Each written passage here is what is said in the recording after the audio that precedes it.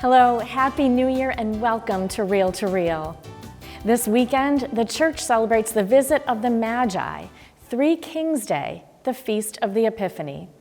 Throughout history, there have been questions surrounding the Star of Bethlehem that led these visitors from the east to pay homage to the infant Jesus. Was that star, in fact, a comet, a bright light in the sky, a miracle, or a myth? Father Douglas McGonigal, pastor of Most Holy Redeemer Parish in Hadley, who is also an astronomer, attempts to solve the mystery in his latest book. Steve Kiltonick sat down with the priest astronomer and tells us more now about what did the Magi see.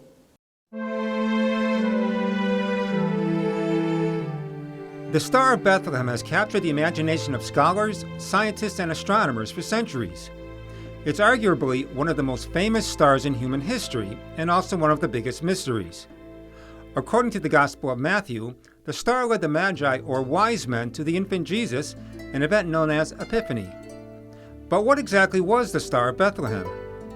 Father Douglas McGonigal, pastor of Most Holy Redeemer Parish in Hadley, unravels the mystery in his book, The Star of Bethlehem, What Did the Magi See? Father McGonigal, who was an astronomer before he became a priest, builds on the work of a fellow astronomer, Michael Molnar, a former professor at Rutgers University.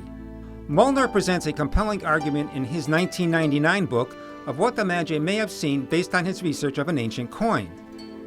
Father McGonigal, who grew up outside of Boston in the early 60s, was always interested in space and the heavens. So I kind of grew up in a time when space and rockets and electronics were just in the air. And so I've just always been interested in astronomy, science, anything that moved or flew on its own. Father McGonigal eventually received a BS and PhD in astronomy from UMass Amherst. While at the Newman Center, the priesthood crossed his mind, and after entering the seminary, he was ordained in 2000. Father McGonigal never had a particular interest in the Star of Bethlehem until reading Molnar's book. Molnar became intrigued after he purchased an ancient coin that was minted in the Roman province of Syria around the year 6 AD. And on the coins was the image of a leaping ram looking back at a star. He came up with the idea, the notion that this could very well be commemorating the Star of Bethlehem that's talked about in Matthew's Gospel. Based on the factual evidence gathered by Molnar, Father McGonigal agreed the coins could be linked to the Star of Bethlehem. This is now a legacy of the Magi. It's a tangible, historical article. It's a fact. It's not just a story that was made up or added in to make the birth of Christ seem more important. While a curate at St. Cecilia's in Wilbraham, Father Doug created a PowerPoint presentation and began to give talks around the diocese on Molnar's book. A few years ago, Victoria Seed, an editor with the Catholic Truth Society, asked if he was interested in writing a book based on the talks. The project was stalled by the pandemic, and it wasn't until 2023 that Father Doug agreed to write the book, which integrates Molnar's scholarship with his own research on the importance of the star and the nativity story. Father Doug has been giving his Bethlehem Star talks for nearly 20 years. This one was held last month at Holy Trinity Church in Greenfield. He first debunks 4 possible explanations for the star: that it was an angel or supernatural event. What about rare, spectacular astronomical phenomena such as comets, whoosh, supernova, or planetary conjunctions? Beep, beep, beep, beep, beep, beep, beep, beep, beep, beep, beep, beep, beep. Perhaps Matthew simply added the star to make the birth of Christ seem more important. Father Doug suggests the evidence supports only one plausible explanation: that the star was an astrological event, a portent or sign of a regal or magnificent birth in Judea. Matthew's Gospel is the only biblical reference to a star and the Magi. Who then are the Magi? They were Gentiles and they came from the East.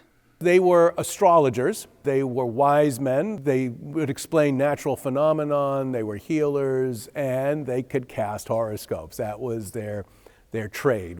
They were using calculations to predict the positions of the planets. In the book, Father Doug explains the Magi's projected horoscope pertaining to the astrological and astronomical events that likely occurred.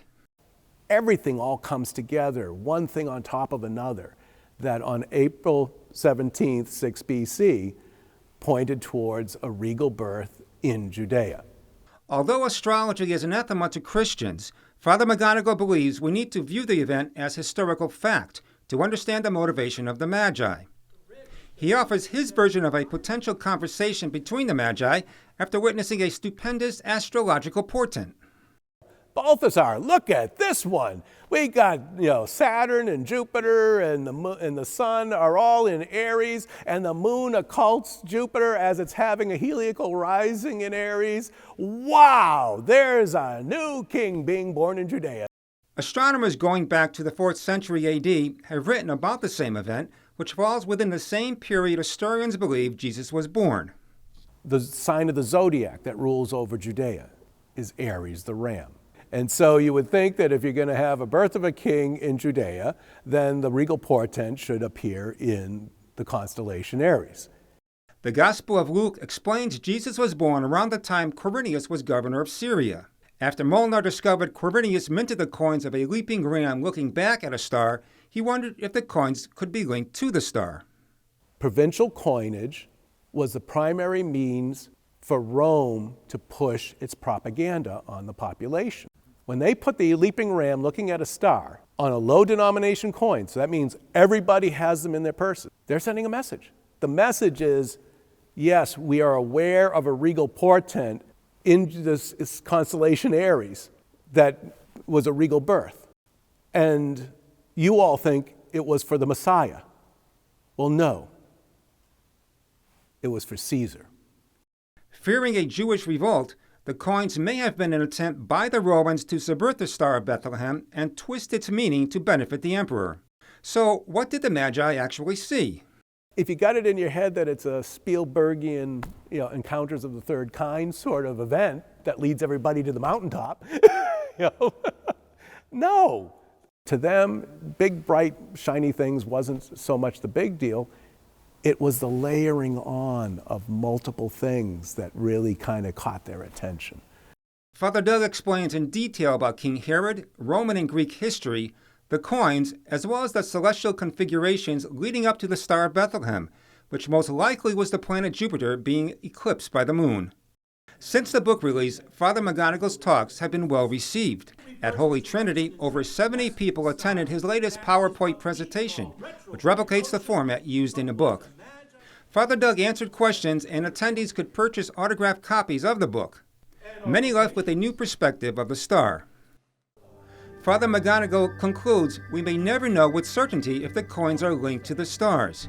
However, if the majority of evidence and historical facts are true, The enemies of the Christ child quite unwittingly left behind for us tangible, physical, historical evidence that a star once shone over a little town in Judea, the day the King of the universe was born. For Real to Real, I'm Steve Kiltonic.